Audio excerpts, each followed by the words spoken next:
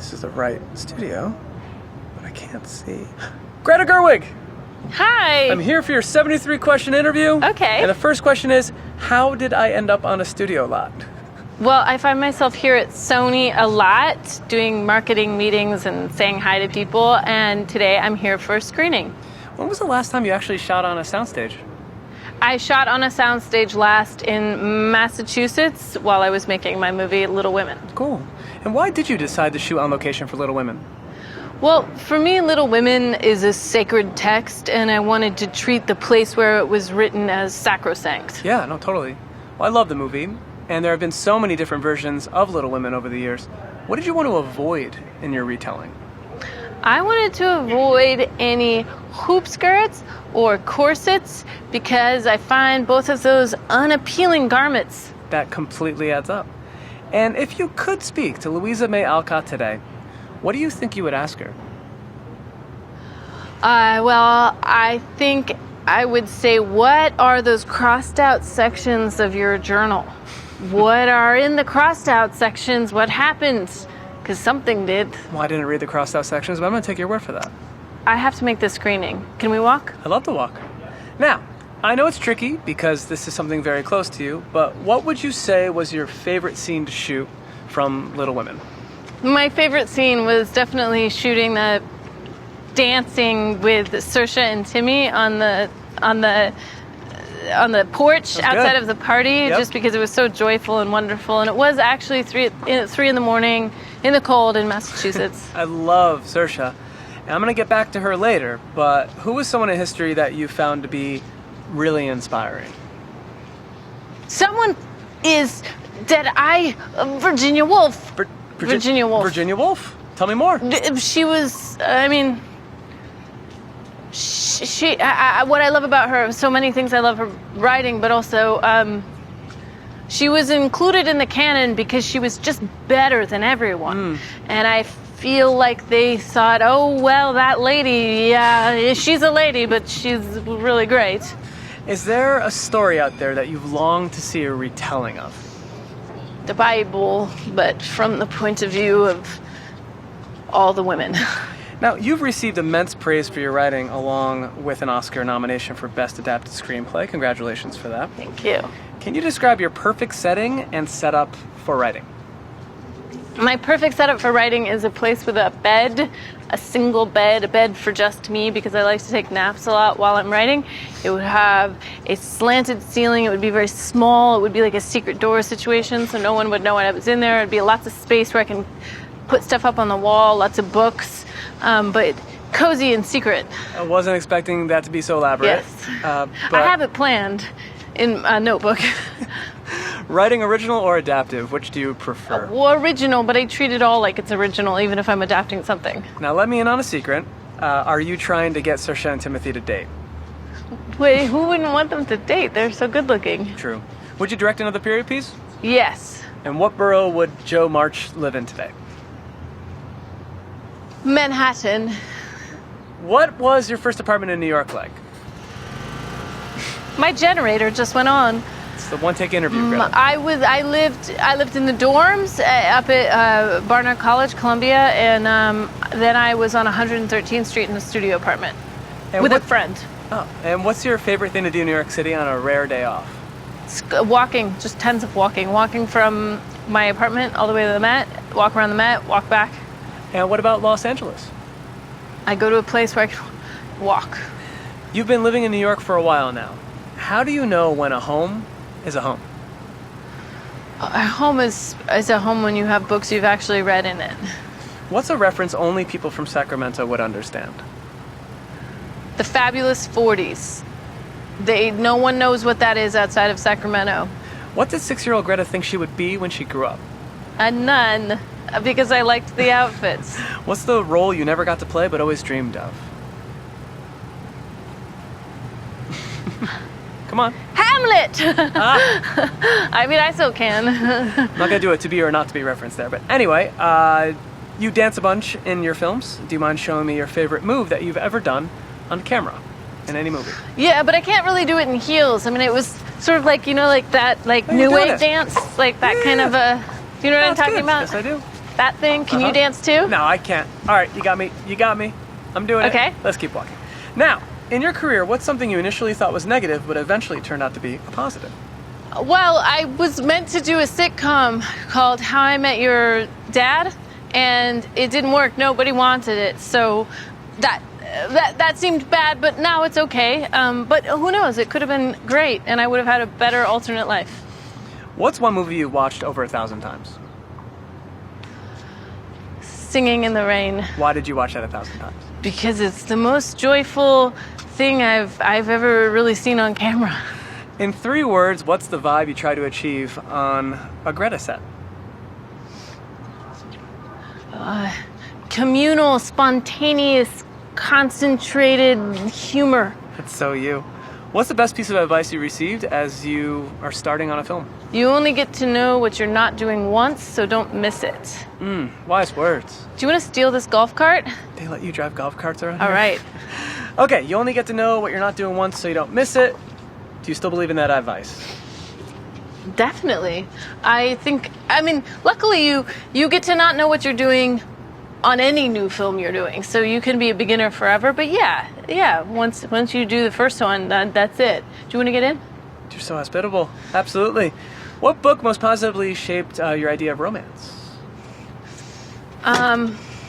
Well, I don't know about positively, but it definitely was shaped by Jane Austen, because she's Jane Austen, and it was what made me think that every guy who was a jerk was actually a super nice guy who wanted to marry me.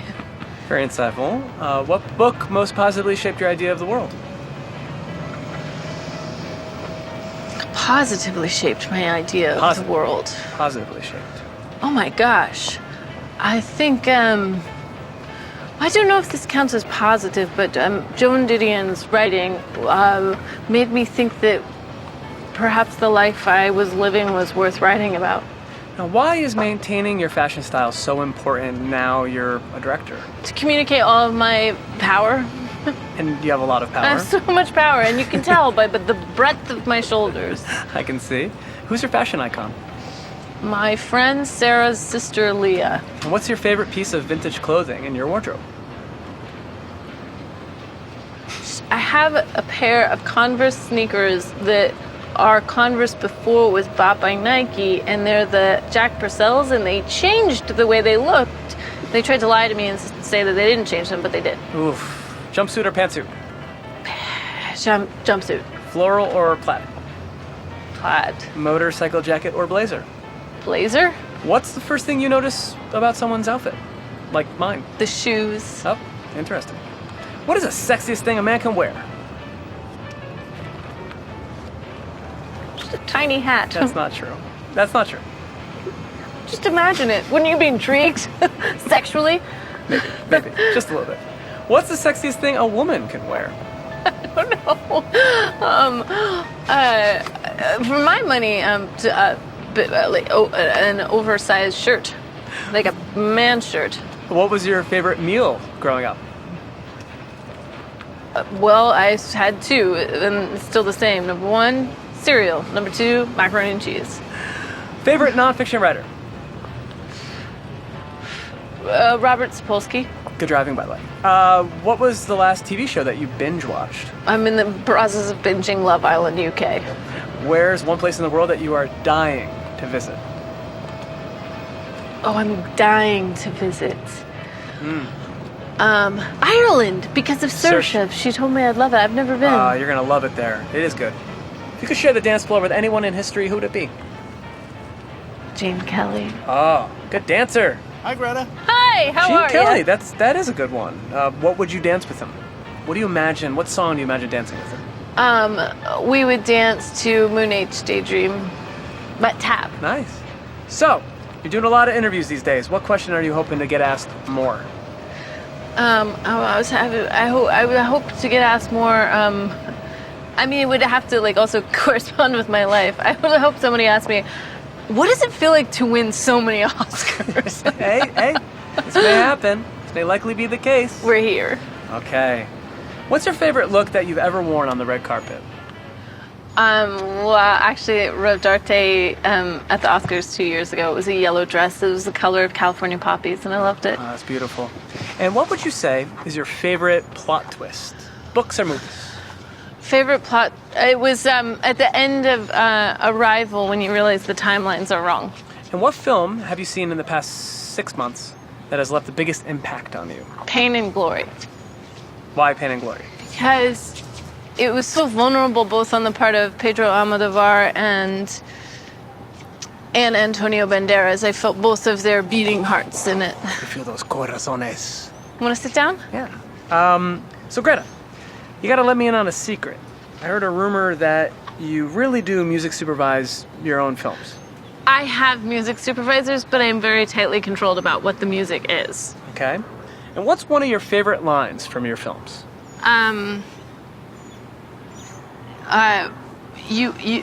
Before Meg gets married, Joe says, "You will be bored of him in 2 years, but we will be interesting forever."